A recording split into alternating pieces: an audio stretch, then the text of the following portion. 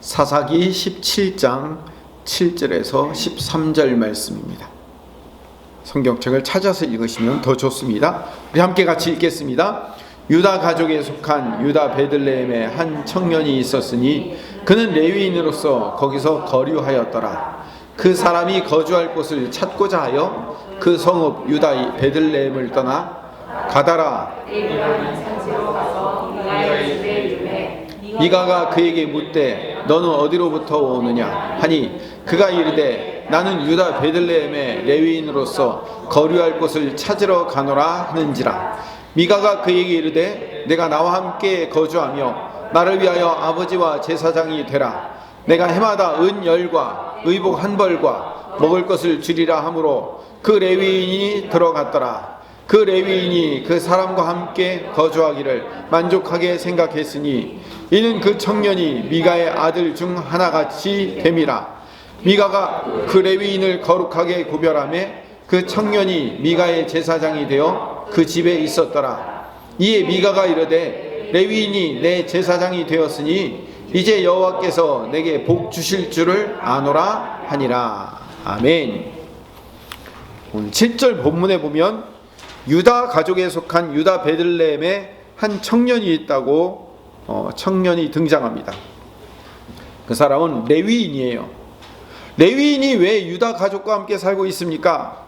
이 레위인들은요 이스라엘 전체에 48개 성읍에 각각 흩어져서 살게 되어 있습니다. 그래서 이 레위인은 아마 유다 지파에 속한 성에 살기 때문에 유다 가족에 속했다고 말하고 있을 겁니다. 그런데 8절에 그 유다 지파에 속한 레위인 성읍에 살아야 될 그 레위 청년이 거주할 곳을 찾아 헤매고 돌아다니기 시작합니다. 레위인은 12지파가 바치는 11조와 그리고 헌물을 생계 수단으로 삼는 사람들이에요. 근데 사사기 당시에 이스라엘은요 여호와 신앙이 무너졌어요. 성막 제사도 드리지 않습니다. 유명무실한 성막 제사와 11조로 말미암아 이 레위인은 생계를 잃을 수가 없기 때문에 레위인이 스스로 자기 자신의 생계를 스스로 책임져야 돼서 그 성읍에만 머물러 있을 수 없기 때문에 이 청년도 직업과 거처를 얻으려고 헤매러 다니기 시작한 겁니다. 8절 후반절에 보니까 그 성읍 유다 베들레헴을 떠나 가다가 에브라임 산지로 가서 미가의 집에 이름에 지난주에 우리가 공부했던 그 드라빔이라는 우상을 만들었던 미가가 사는 에브라임까지 올라가게 된 거예요. 그 청년은 결국 헤매고 돌고 돌다가 에브라임 산지까지 이르렀어요. 미가의 집 앞에까지 온 거예요. 9절에 보니까 미가가 그 청년 레위인에게 이렇게 얘기합니다. 내가 어디로부터 오느냐? 어디서 오느냐? 이 얘기죠. 그러자 이 청년이 이렇게 대답합니다. 나는 유다 베들레헴의 레위인으로서 거류할 곳을 찾으러 가노라 라고 대답합니다. 그러자 10절에 미가가 그 청년에게 이렇게 얘기합니다. 내가 나와 함께 거주하며 나를 위하여 아버지와 제사장이 되라. 지난주에 미가가 원래는 미가의 어머니가 만들었죠. 은 1100개를 잃어버렸다가 저주를 했는데 아들이 훔쳐간 거예요. 어머니는 아들의 저주인 줄 아들인 줄 모르고 저주했다가 아들인 줄 알고 여호와께 복받아라 라고 얘기하면서 그 저주를 돌리려고 합니다. 그래서 그 은을 하나님 앞에 바친다고 말은 해놓고 아들에게 도로 줘요. 아들은 다시 어머니한테 다시 줍니다. 왔다 갔다 하다가 어머니가 그러면 이 은 중에서 200개를 빼가지고 은장색에게 맡겨서 이걸로 드라빔을 만들자라고 신상을 하나 만들어요. 그 신상을 만들어놓으니까 신상이 있을 신당이 필요해요. 신당이 있으니까 제사장이 필요해요. 그래서 미가의 아들 중에 한 사람을 뽑아가지고 제사장을 시키는 거예요. 근데 미가의 아들이 뭘 알겠어요? 뭐 훈련받고 어디서 본 게 없잖아요. 그러니까 이 제사장의 역할을 제대로 감당하지 못했던 모양이에요. 레위인 청년이 먹을 걸 구하고 거처를 얻는다고 얘기하니까 아유 너 잘됐다. 너 레위인이니까 어려서부터 성막에서 제사하고 이 제사장이니까 성막 관리하는 거 다 배웠을 테니까 우리 집에 와가지고 우리 신당 좀 관리해 다오. 내가 연봉 줄게. 해마다 은열과 의복 한 벌과 먹을 걸 다 대줄 테니까 너 우리 집 제사장 되라 라고, 우리 집의 관리자가 되라 라고 얘기해요. 미가가 레위 청년에게 제시한 이 거래에 두 가지 문제가 있어요. 첫 번째, 10절 전반부에 보니까 미가가 그에게 이르되 내가 나와 함께 거주하며 나를 위하여 아버지와 제사장이 되라. 나를 위하여. 누구를 위하여? 나를 위하여. 미가 자신을 위한 제사장이 되라는 거예요. 17장 3절에 보면, 지난주 이야기예요, 미가의 집에 신상을 만들게 된 이유가 뭐냐면 내 아들을 위하여 한 신상을 새기며 라는 말이 등장합니다. 애초에 처음에 이 드라빔이라는 신상을 만들 때도 어머니가 자기 아들을 위하여 신상을 만들었어요.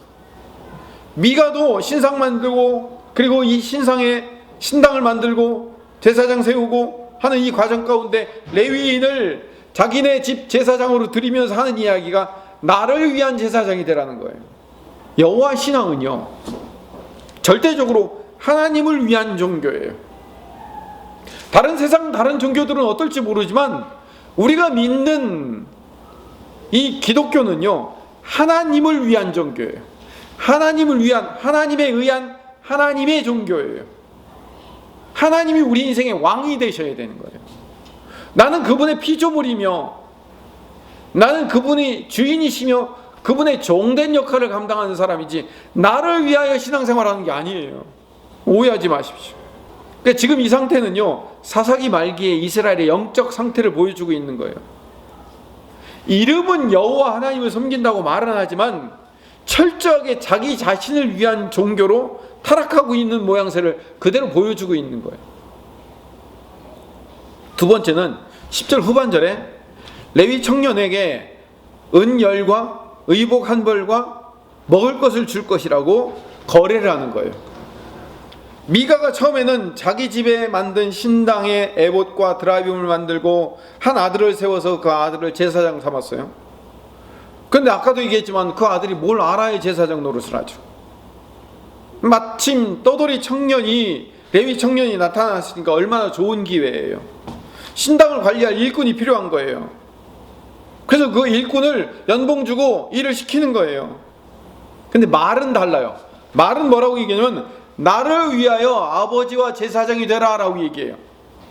아버지와 제사장이 되라는 거예요. 아버지와 제사장은 뭐 하는 거예요? 내 인생을 이끌어줄 주인이 되어달라는 얘기잖아요. 그렇죠? 내가 잘못했을 때 지적해주고 잘할 때 칭찬해주고 여호와 하나님이 어떤 분이신지를 가르쳐주고 하나님이라는 기준을, 말씀의 기준을 제시하고 그 기준대로 이끌어줄 스승 역할을 해달라는 말이에요. 그게 아버지와 제사장이 되라는 말이에요. 그런데 미가가 레위 청년을 데려오는 방법이 어떤 방법이냐면 청빙이 아니고 선임이에요. 청빙과 선임은 다릅니다. 청빙은 부탁하여 부르다라는 뜻이에요. 우리의 스승이 되어달라고 부탁하여 요청하는 것을 청빙이라고 얘기해요. 담임 목사님이 부재 중일 때 담임 목사님을 모신다고 했을 때 우리는 그것을 청빙이라고 얘기해요. 왜? 부탁하여 부르는 거예요. 우리의 지도자가 되어 주십시오, 우리의 스승이 되어 주십시오 라고 얘기하는 것을 청빙이라고 얘기해요. 근데 선임은 뭐예요? 선임이라는 뜻을 국어사전에 찾아보니까 사람을 여럿 가운데서 가려서 뽑아 임무나 직무를 맡김, 이런 거예요. 그걸 선임한다고 얘기해요. 대표이사로 선임되었다, 총장으로 선임되었다.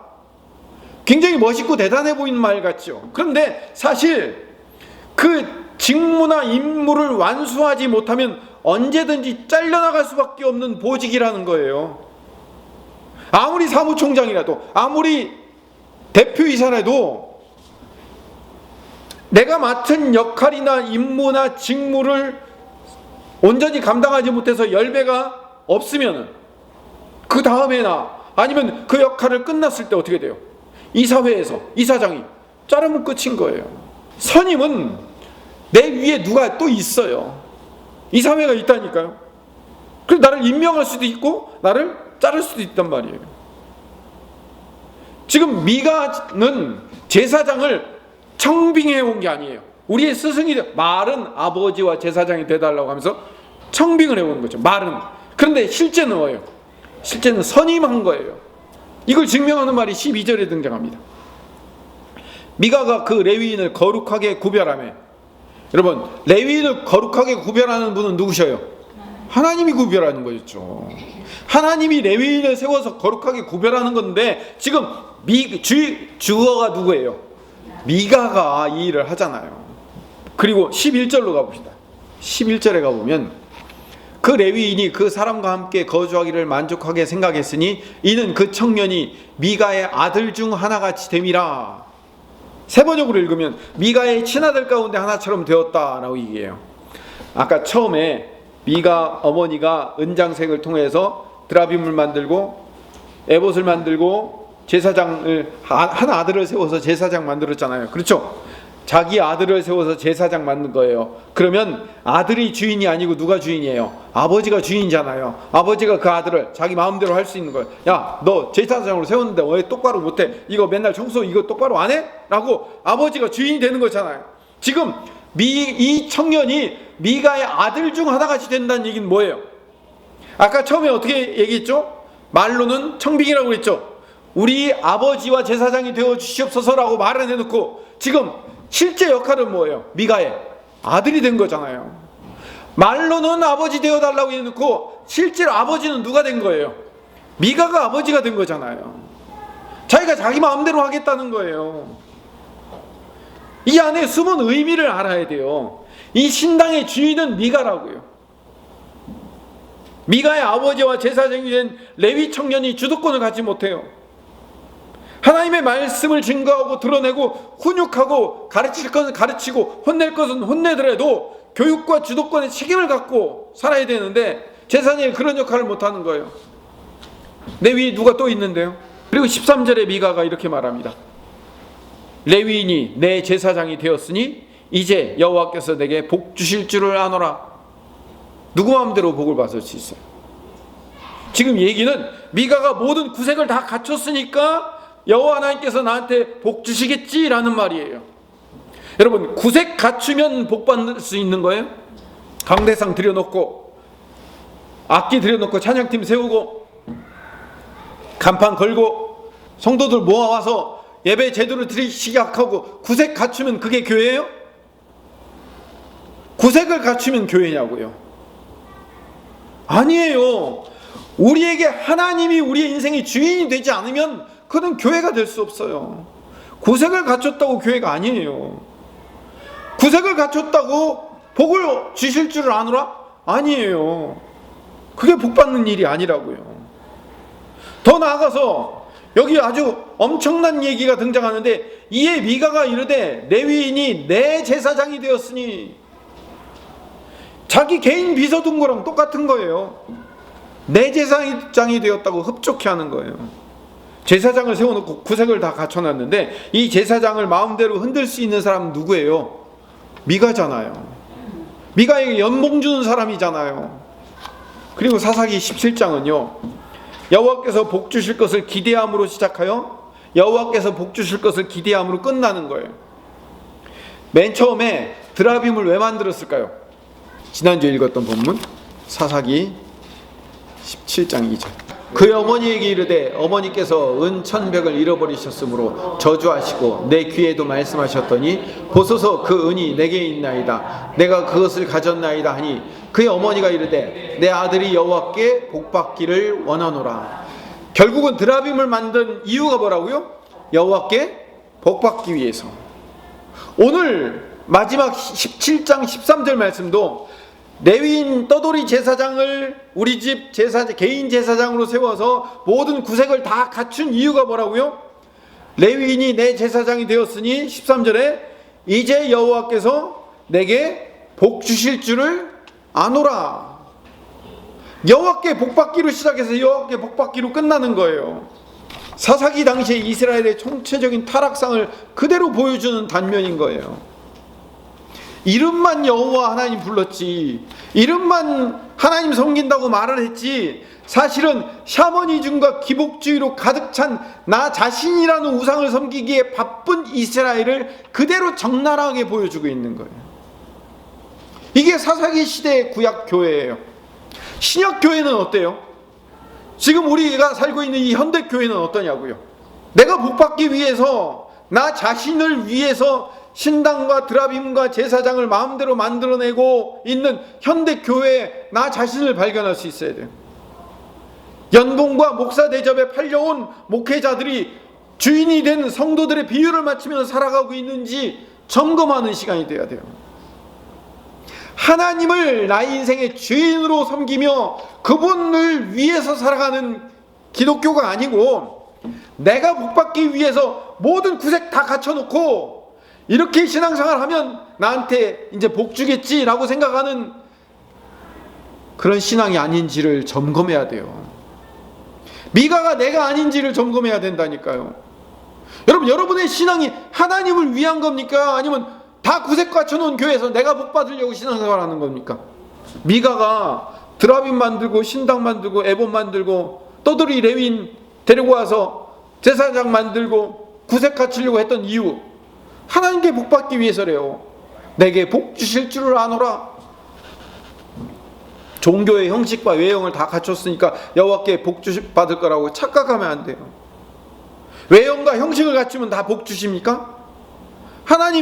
예수님이 이 바리새인들을 그렇게 철저하게 지적하시고 뭐라고 나무라신 이유가 뭐예요? 그들은 외식한다고 얘기하죠. 그 바리새인들의 외식이라는 게 뭐예요? 외형과 형식을 갖추면 하나님이 우리에게 복 줄 걸로 착각하는 거예요. 율법을 온전히 지키면, 외형과 형식을 갖추면 복 받을 걸로 착각하지만, 그 안은, 외형은 흰 칠을 해놨지만 안은 썩어 문드러진 무덤이라고 말씀하셨어요. 우리 모두가요, 신앙생활, 종교생활을 복받기 위해서 스스로 모든 걸 만들고 자기가 주인 위치에 있으면서 하나님이 복 주시기를 기대하고 있는 그런 삶이 아닌지를 점검하고 또 점검해야 돼요. 신앙의 영성은요, 내 이 마음의 생각과 일치하고 있어요. 이 영적인 세계에는요, 영과 육과 혼이요, 한 일직선상에 있어요. 영이 다르고 혼이 다르고 육이 다른 게 아니에요. 하나님 어떤 생각을 하고 있는가에 따라서 그 사람의 영성이 달려있는 거예요. 성령님이 나를 지배하면 영적인 생각을 하고 영적인 열매를 맺게 돼 있어요. 하나님을 위한 삶이 시작된단 말이에요. 육신이 나를 지배하면, 육신에 끌려 살면 내가 내 자신을 위해서 살 수밖에 없고 육적 열매를 맺을 수밖에 없는 거예요. 잘 보세요. 내가 나를 위해서 살기 위해서 가장 좋은 것을 먹고 가장 행복한 상태로 만들려고 애를 써요. 왜? 내가 주인이니까. 여러분이 여러분 자녀를 위해서 투자하고 헌신하는 것도 마찬가지예요. 여러분의 자녀들은 여러분의 분신이에요. 여러분의 자아 그 자체라니까요. 내가 안 먹고 안 입고 우리 자녀를 위해서 살았다. 아니에요. 여러분이 여러분 자녀를 위해서 살았다는 것은 여러분 자신을 위해서 살았던 것과 똑같은 거예요. 여러분은 여러분의 자녀와 똑같은 분신이기 때문에. 그래서 여러분은 여러분을 위해서, 여러분의 자녀들을 위해서 가장 좋은 것을 먹이고 가장 행복한 상태로 만들어 주려고 내 자신을, 여러분의 자녀를 위해서 애를 써요. 육신이 나를 지배하고 있으면 아무리 가장 좋은 것을 먹이고 아무리 가장 행복한 상태로 만들어 주려고 애써도 결국 육적 열매를 맺을 수밖에 없어요. 미가처럼 나를 위해서 사는 삶, 육신이 지배하는 삶은 결국 창조주이며 전능자가 주시는 진정한 복을 받을 수 없다니까요. 나를 위해서 열심히 살았는데, 내 자녀를 위해서 열심히 살았는데 결국 나를 위해, 내 자녀를 위해 살은 그 모든 것이 나에게 아무런 유익도 없고 내 자녀에게 아무런 유익도 없는 결과를 얻는다면 그게 얼마나 안타까운 일이에요. 하나님의 방법대로 살지 않으면 하나님이 주시는 복을 받을 수가 없어요. 예를 들어 봅시다. 저는요, 오후 한 3시쯤 되면 막 졸립고 피곤하고 당 떨어졌다고 하죠. 따뜻한, 요즘 같은 경우는 따뜻한 아메리카노 한 잔에다가 아주 달달한 케이크, 치즈케이크, 저 치즈케이크죠. 치즈케이크 한 조각 먹으면 어떻게 돼요? 내 온몸이 사르륵 녹는 것 같고요, 기분 좋아져요. 그 당 떨어졌는데 그 당이 회복되고 나면요, 기분까지 좋아지고요, 모든 것이 행복해져요. 다시 일을 시작할 수 있어서 너무 좋아요. 나는 내 행복을 위해서 입에 달고 부드럽고 맛있는 것을 먹어요. 나는 나의 행복을 위해서 한 거예요. 그런데 입에 달고 부드러운 것이 결코 몸에 좋은 건 아니에요. 나는 내가 가장 행복한 상태로 만들어 주려고 내가 원하는 대로 행동했지만 내가 원하는 대로 했던 행동이 나를 복된 길로 인도하지는 않은 거예요. 그렇게 행복한 상태를 자꾸 만들어주면 어떻게 되는지 아십니까? 배가 터져요. 행복해지지 않아요. 진리예요. 오히려 나를 복된 길로 인도하는 게 뭐냐면 오히려 입에 쓰고 거칠어요. 제가 요즘 먹고 있는 밥이 뭐냐면 흰 설탕, 흰 밥, 흰 밀가루 뭐 이런 거 전혀 안 먹으니까요. 오트밀을 먹어요. 요즘 시중에서 파는 그런 오트밀 아니에요. 설탕이 하나도 안 들어간 오트밀이에요. 그냥 귀리를 그냥 바로 압착해서 눌러놓은 거예요. 그걸 물에 불려갖고 먹는데 이렇게 지금은 좀 이렇게 맛이 들어서 먹지만요. 처음 먹는 사람은요 종이 씹는 것 같아요. 종이 물에 불려갖고 그거 씹는 거나 오트밀 먹는 거랑 똑같아요. 맛이. 내 몸에 좋은 것은요 입에 그렇게 별로 좋지가 않다니까요. 성령님께 지배당한 삶은요 하나님의 뜻대로 살아가는 삶이에요. 하나님의 뜻대로 살아가려면 가깝게는요 내가 힘들고 불편해요. 순종하며 살아가다 보면 어렵고 힘들고 불편할 수 있어요. 근데 여러분 이게 복된 삶이라는 사실을 믿으십니까? 아무도 아멘 안 해주죠. 네. 힘든 삶 싫어서. 성령께 지배당하는 삶은 내 당장 눈앞에 보일 때는 힘들어 보일지 모르지만 그것이 복된 삶이에요. 하나님의 뜻대로 사는 것이 복된 삶이고 내가 내 행복만을 위해서 사는 삶은 결국 그것이 나쁜 결과와 열매를 맺는다는 사실을 분명히 알아야 돼요. 예를 하나 들고 오늘 말씀을 정리합시다. 지금 남아프리카 공화국에서 이 오미크론 변이가 시작되었어요. 코로나19. 어제 일자 뉴스에 보니까 이 오미크론 변이가 3개월에서 6개월 안에 전 세계를 지배할 거라는 우려를 싱가포르에 있는 한 유명한 감염 학자가 이야기를 하더라고요. 근데 요즘 우리나라도 5,000명이 하루에 넘게 확진자가 나오잖아요. 근데 지금 나오는 이 확진자들이 앓고 있는 이 코로나19의 대부분이 뭔지 아십니까? 인도에서 시작된 델타 변이에요. 지난 7월부터 시작되었어요. 지난 7월에 인도에서 델타 변이 일어났을 때는 저 델타 변이 오면은 우리나라가 망할 것 같이 얘기하는데 지금 우리나라에 99% 퍼져 있는 변이들이 다 델타 변이에요. 오미크론 변이도요 조금 있으면 전 세계를 다 지배할 거예요.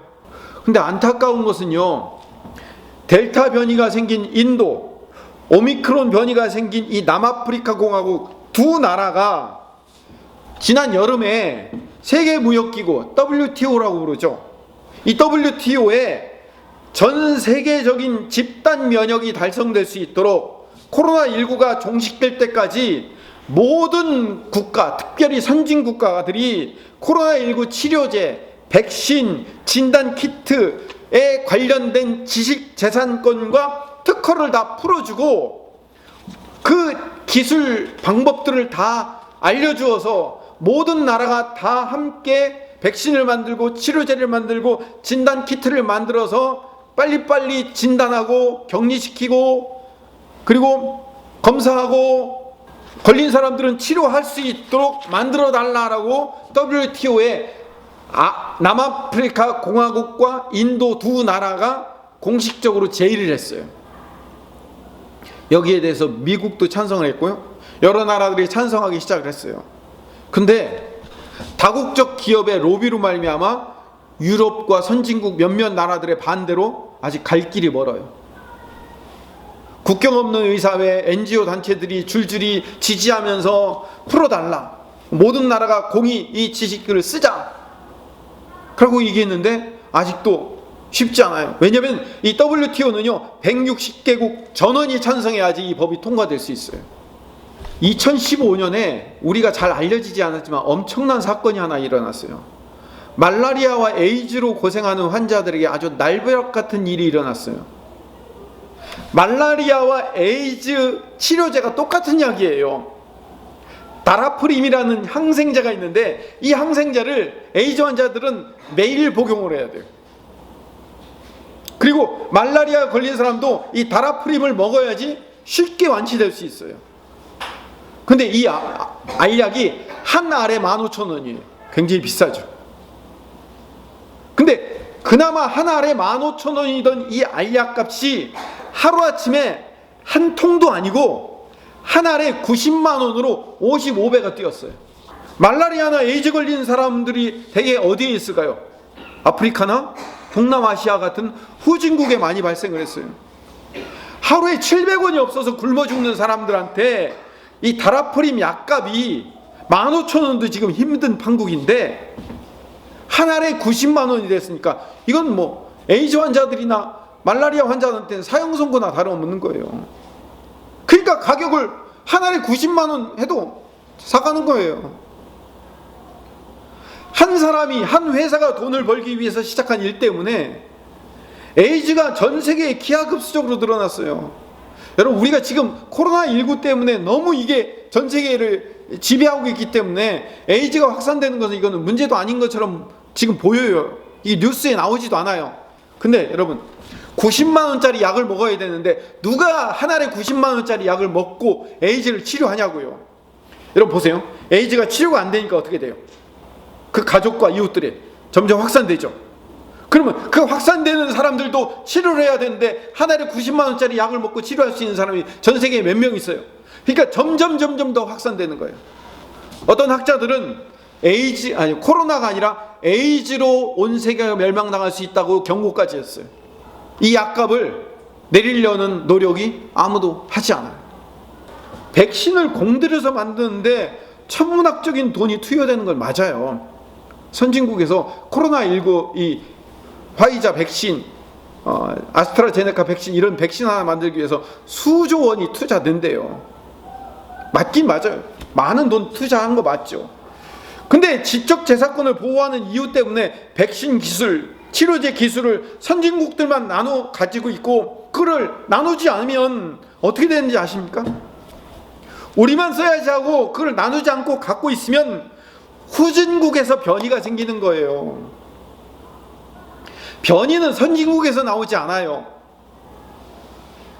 후진국에서 이 변이들이 계속 나오는 거예요. 다국적 기업의 제약회사들은 돈을 벌지 모르지만 전 세계는 또 다른 변이로 계속 발전하면서 병들어가게 되는 거예요. 제가 지지난주에도 말씀드렸지만 우리나라는 이제 전 세계 10위의 경제대국이 되었어요. 누가 뭐라고 해도 사실 우리 선진국 된 거예요. 오늘 날짜로 전 국민의 80%가 백신을 맞았어요. 나머지 20%도 못 맞은 게 아니고 안 맞은 거예요. 어린이들과 청소년들은 혹여 백신이 안 맞는 것보다 맞는 게 더 위험할 수도 있기 때문에 지금 안 맞추는 거지 없어도 못 맞추는 게 아니라고요. 선진국들보다 훨씬 더 빠른 시간에 80% 이상을 맞췄다고 자랑하고 있어요. 근데 경제 빈국들은요 지금도 5%에서 10%도 백신을 국민들에게 다 맞추질 못했어요. 그런 나라에 비하면은 우리는 얼마나 좋은 나라입니까? 라고 자랑할 수 있을지 모르겠지만 코로나 변이 하나 터지면 어떻게 돼요? 그것도 다 물거품 되잖아요. 이대로 가면 여러분들 헬라어 철자 다 외울 수 있을 거예요. 델타, 오미크론, 알파, 베타, 감마, 델타 이게 다 헬라어거든요. 변이 자꾸 생기면요 여러분 헬라어 철자 다 외울 거예요 아마. 오미크론은요 O예요. O. 델타 변이인 D를 얘기하는 거예요. 전 세계 코로나19를 종식시키는 가장 중요한 하나님의 법칙을 잊어버리고 하나님의 법칙대로 따라가지 않으니까 전 세계가 이렇게 힘들고 어려운 거예요. 우리는 하나님의 법칙을 알고 있으면서도 하나님의 법칙을 따라가지 않아요. 하나님이 뭐라고 말씀하셨어요?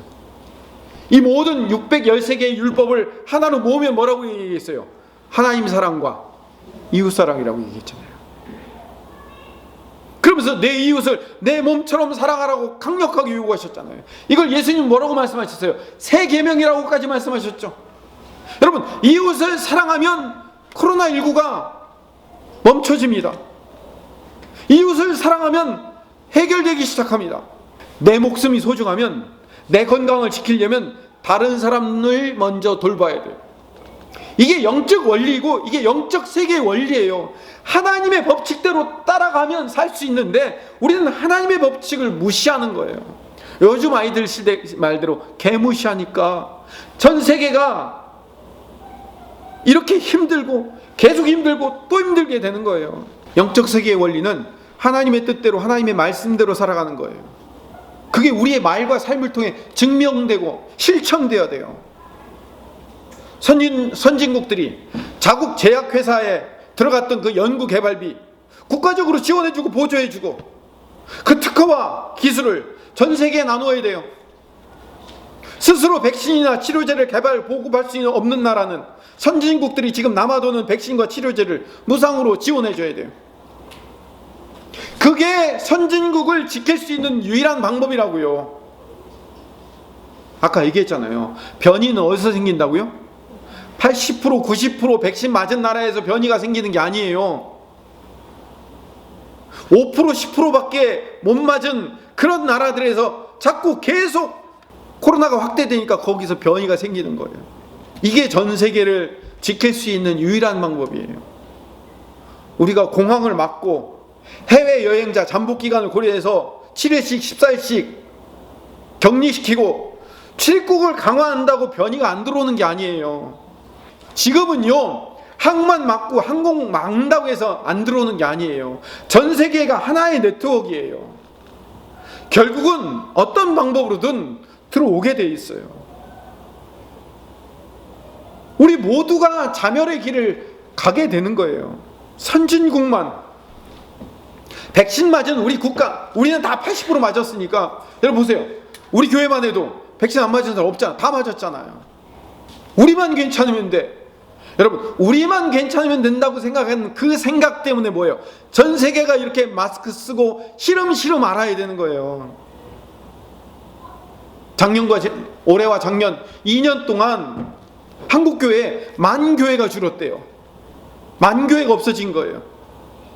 아, 그래도 우리 교회는 그래도 살아남았으니까 괜찮아. 괜찮은 거예요? 아니요. 그 교회들이 줄면 우리도 똑같이 타격을 입는 거예요. 3년 5년 되면 기독교 인구 전체가 줄게 되면 우리도 타격 입게 되는 거예요. 모두가 다 타격 입게 되는 거예요. 왜 우리가 하나님의 말씀에 귀 기울이지 않냐고요. 미가를 비판하고 있으면서 여호와 유일 신앙을 가진 자들이 어떻게 드라빔을 만들고 신당을 짓고 떠돌이 레위 청년을 제사장 만들어 가지고 자기 부하처럼 다루고 그런 신앙이 무슨 신앙이냐라고 손가락질하고 있지만 그 미가가 나이며 우리인 거예요. 우리는 우리 자신만 위해 사는 거예요. 입으로는 여호와 하나님 외치고 다니지만 우리는 여호와 하나님만 의지하고 신뢰하는 하나님의 백성이라고 말은 하지만 우리의 삶에 드러나는 열매는 나만 위해서 살고 있는, 내 가정만 위해서, 내 교회만 위해서 살고 있는 편협된 자기중심적 신앙생활을 하고 있는 거예요. 우리가 모두가 다 자기 자신을 위한 신당의 드라빔을 만들고 사는 거예요. 하나님이 제발 나만 생각하지 말고 남을 생각하고 남을 위해서 살아라고 말씀하셨는데도 불구하고 우리는 거기 귀 기울이지 않는 거예요. 나만 막으면 돼. 나만 아니면 돼. 제가 마지막 축도하기 전에 자녀들을 위해서, 다음 세대들을 위해서 기도할 때 가끔 이런 기도해요. 공부해서 남 주는 인생 되게 하시고 돈 벌어 남 주는 인생 되게 해주시옵소서. 우리 자녀들이요, 그런 인생 돼야 돼요. 지 배부르는 인생 되어서 배부르고 등 따스는 아들 딸들 되시옵소서. 그게 무슨 기도냐고. 그게 무슨 자녀들을 위한 기도냐고요. 내 목숨이 소중하면 다른 사람의 목숨도 소중한 법이에요. 아까 얘기했던 남아프리카 공화국, 인도의 빈민가에 있는, 여러분 남아프리카 공화국도요, 인도 못지않게 빈민가 가면요 정말 열악해요. 거기 그 빈민가에 있는 한 사람의 목숨이라는 것은 진짜 파리 목숨보다도 더 가치 없어 보여요. 근데 여러분, 그들을 돌보지 않으면 그들과 똑같은 그런 백신 빈국들에서 변이가, 이상한 변이들이, 빠른 변이들이 나타나면요 온 세계가 함께 앓게 되는 거예요. 여러분, 놀라운 것은요, 변이들은 백신 빈국에서 생기는데 목숨은 누가 잃습니까? 선진국에서 잃잖아요. 지금 이 코로나19로 말미암아 가장 많이 목숨을 잃은 나라가 어디예요? 가장 잘 살고 있다는 미국이잖아요. 지난 수요일도 말씀드렸지만요, 현이가 조금 있으면 군대 갑니다. 한두 달 있으면, 한두 달 될지 더 될지는 모르겠지만 군대 가는데, 내 자녀가 편한 군대, 편한 보직 받을 수 있도록 기도하고 안전한 후방으로 빠질 수 있도록 그렇게 기도하면, 여러분, 내 아들이 편하고 안전한 보직, 편한 후방 가서 가게 해 주시옵소서라는 우리의 기도가, 제 기도가 응답받으면, 그 대신 누군가 다른 어떤 아들은 힘들고 어려운 전방의 그 어려운 보직으로 갈 수밖에 없잖아요. 그럼 그건 누가 가요? 누군가는 그 어려운 보직을 갈 수밖에 없고, 누군가는 그 어려운 전방에 갈 수밖에 없는 거예요. 하나님, 우리 아들 편한 자리로 가서, 편한 후방에 가서 쉽게 군대 생활할 수 있도록 해달라고 기도할 게 아니라, 어떤 자리에 가든지 그곳에서 잘 적응하고 견디며 거기서 하나님 만나 무사히 돌아올 수 있도록, 안전하게 돌아올 수 있도록 해 주시옵소서라고 기도해야 그리스도인의 기도가 맞는 거예요. 좋은 학교, 좋은 데 유학 가게 해 주십시오라고 기도하면, 모두가 다 그렇게, 모든 그리스도인이 다 그렇게 기도하면 나쁜 학교는 누가 가는데? 여러분들이 생각하는 안 좋다고 하는 데는 누가 가는데요? 내 자녀 소중하면요, 남도 소중한 거예요. 이 땅의 다른 자녀에게 우리가 눈을 돌릴 수 있어야 돼요. 그들을 보듬는 것이 영적 세계의 원리인 거예요. 아까 제가 얘기했잖아요. 공부해서 남 줄 수 있는 인생, 돈 벌어 남 줄 수 있는 인생으로 우리 자녀들을 길러야 돼요. 우리 교회가 빨리 부흥하여 예배가 회복되어 빨리 성장하는 것, 좋은 기도입니다. 그런데 교회가 교회되려면 어렵고 힘든 교회를 먼저 돌봐야 돼요. 아까도 얘기했지만 만교회가 없어졌어요. 우리는 거기에 속하지 않아서 감사합니다? 아니요. 그 교회들을 돌봐야 돼요. 함께 자라고 함께 성장하지 않으면 모든 기독교가 다 함께 망하는 거예요. 큰 교회가 교회를 확장시킨다고 버스를 작은 교회 앞에까지 다 대고, 교회 명패 붙은 집에 초인종 눌러서 우리 목사님 말씀 좋으니까 유튜브 설교 들어보라고 소개하는 어리석음을 이제 버려야 돼요. 큰 교회가 요즘 그렇게 전도를 하고 있대요.